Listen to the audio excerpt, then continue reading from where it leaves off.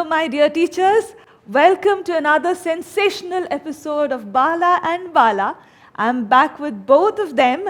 Both of them have a lot of interesting views to lend on many topics that we have handled so far. We have with us the former Director Academics of CBSE, G. Balasubramanian. Sir, thank you so much for joining us. Thank you, Rashmi. And we also have Giri Balasubramanian. He is better known as Big Brain, and he's also an alumnus of Harvard Business School. Thank you so much for joining us, Big Brain. Pleasure. All right, so today's topic, I'm sure many of you have been wanting to know more on this particular topic. Are textbooks becoming an endangered species? I have heard many parents or many siblings talking to each other saying, I studied from the same textbooks. Why haven't the textbooks changed? This has happened over and over for many years now.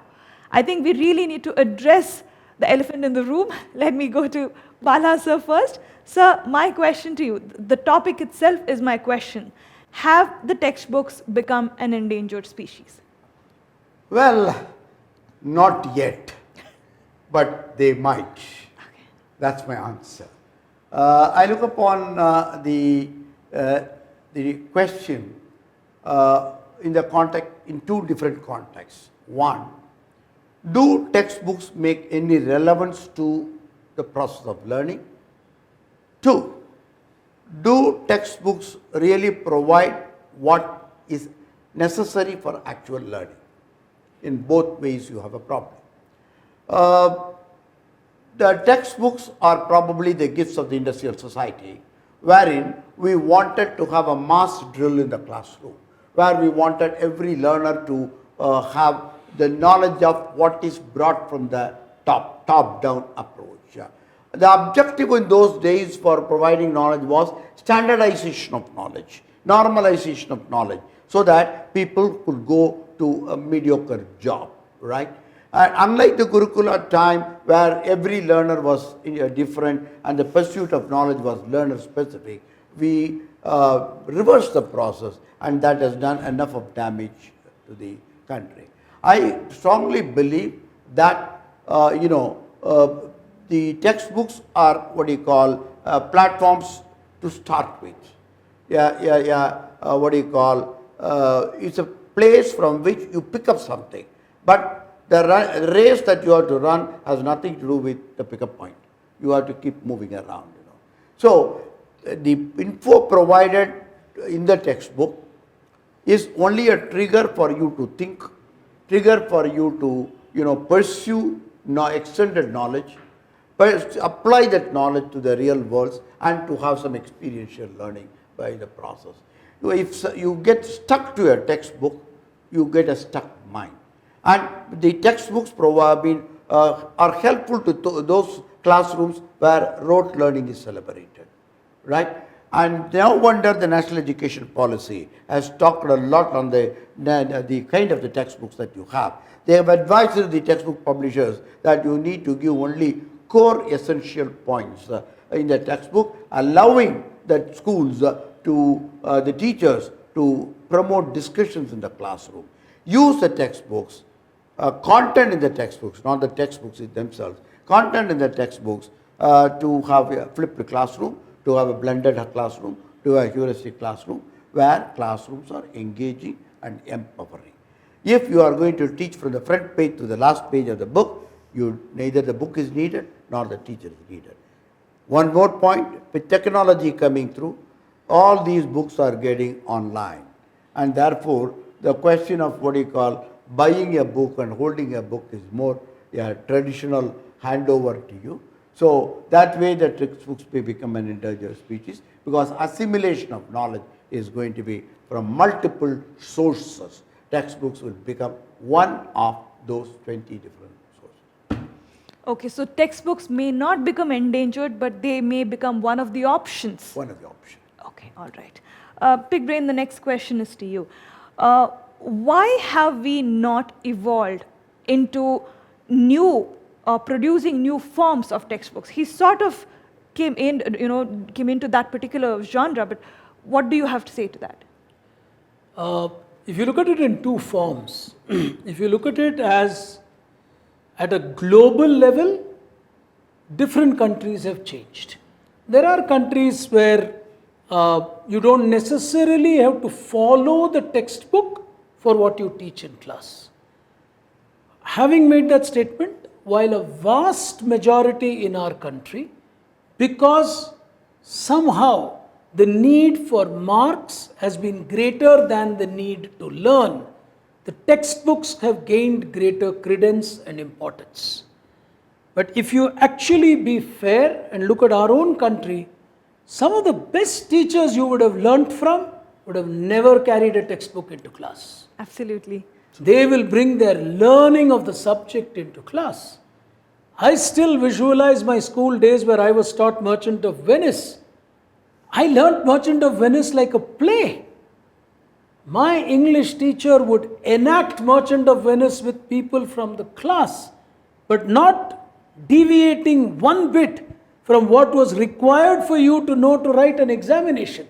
But he didn't require a textbook to do that. Same with my mathematics teacher.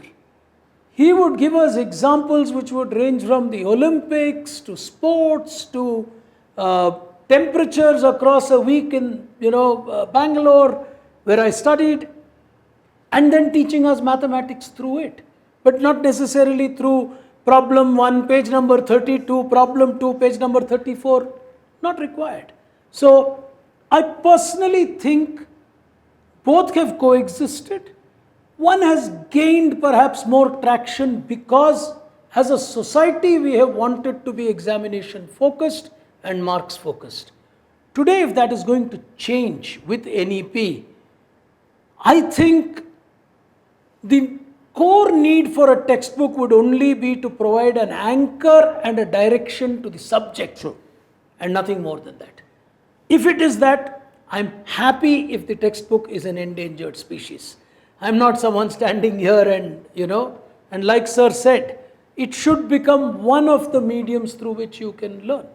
Yeah, to draw from the example that he gave of a race, I think textbooks only provide the initial boost that is required for you to run in the race. Over a period of time, it's what you learn and how you use it is what matters more. Yeah, to be very honest, I evolved individually as a person because of my love for quizzing. And because of my love for quizzing, I explored libraries. There was no textbook to take part in a quiz competition. I mean, where would I go? I hope that doesn't exist. I just hope, I just hope. But that's how you evolve.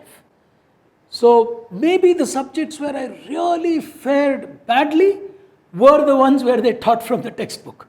Possibly, So I'm happy with, the learning being the focus rather than a textbook. It's a medium. The last line that you said, that maybe the subjects where you were taught from the textbooks are the subjects you may not have scored that well.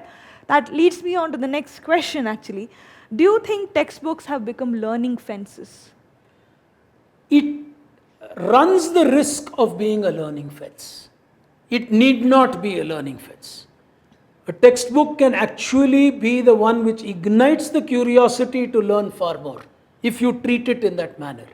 But if you treat it as an educator or a student, that this is all that I need to know because this is all that is there in the textbook, you are creating your own fences. No board in any country said this is all you need to know. So we create those fences for ourselves, and yes, sometimes I see children telling me, my own son sometimes in his younger classes has told me, no, Appa, this is all that is there in the textbook. So, especially when you are reading a subject like history, and I would have loved to probably tell him a little more, and he'll be like, I don't need this, it's not going to help me with my marks. So then you're drawing fences. And if I may just extend this further, this learning fences in textbooks does not stop with school. It can be a problem you carry through life. Yeah, you could carry through life, you could carry it even in your work environment. If you confine yourself and say, this is all is the scope of my work in my company, you have drawn a fence around you. Right. So these fences are very dangerous cousins to live with. So you basically close yourself to new experiences, and because of that, you're not learning as much as you could have and probably should have as well. Yeah, an open mindset is one which does not have fences. See, one more point I would like to add is learning is always experiential. The more the experience that you have, the neural networks become stunty, that kind of experiential learning, right? So all that what you need is that, when you want to use sow a plant, you need a soil. The textbook is like a soil, right? You can take the soil and put it somewhere, but there is no guarantee that soil is here, plant is there, it will grow. Experience is entirely different. Therefore, a good teacher uses the textual materials to empower the learner through experiential learning. All right. So my next question is to you, and you touched upon this a little bit in your earlier question. What does NEP suggest about a new age textbook? Right. The very term that you call new age textbooks takes me to a very interesting lecture I delivered in 2006 when I was in UK to a group of publishers on new age publishing. So when I go back, I spoke the same word in 2006 and I'm speaking the same word in 22 or 23. Now the question is the same thing. You know, with knowledge evolving every day, the process of approach to knowledge changing every day, the textual materials also have to evolve day in, day out. So what is a new age textbook as contemplated in National Education Policy is that this book, as you rightly said, is a booster. Booster to pursue knowledge, booster for a researching mind, booster for experiential learning, booster for integrated learning, booster for interdisciplinary and multidisciplinary learning. And a good teacher uses these boosters to raise questions in the classroom so that critical thinking, problem solving and project approaches can all be delivered, right? Therefore, it's something like, you have a kg of rice in the kitchen. What do you do with the rice? It differs from person to person, it's personalized. I think that's where, the greatest challenge is trusting a textbook on 40 students in a class. That means you are trying to normalize their learning, right? You give the book and ask them to questions and they open up. So individualization of learning, customization of learning is important, and textbooks are no gateways for individualization and customization of learning. Well, somehow today's discussion, both of you are leading me on to the next question. So the next question is, are we moving towards dynamic content in the standard textbooks? Because you mentioned about customization and things like that. Yeah, see, the content is always dynamic, but what is on print is static.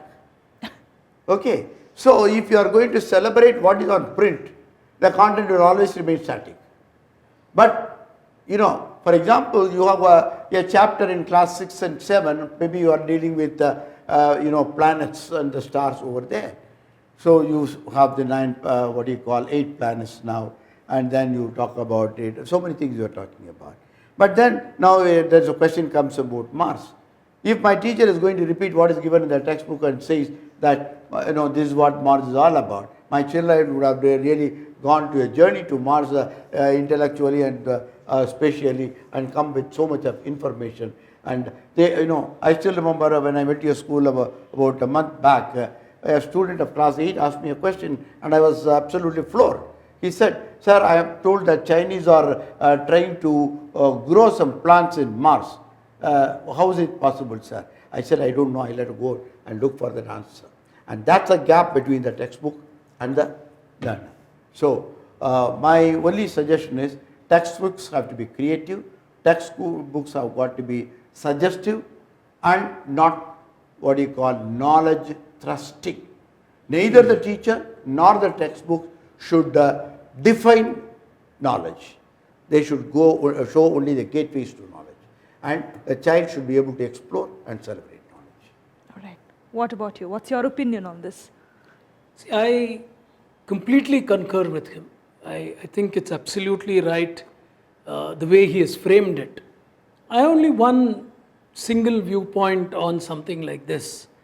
And my viewpoint is any learning in any form whether we are talking of anchoring it through textbooks, whether we are not anchoring it through textbooks, etc., the more larger focus needs to be on creating the mindset for learning. If that is done, I think all of these things fall in place, because then there is a willingness to learn.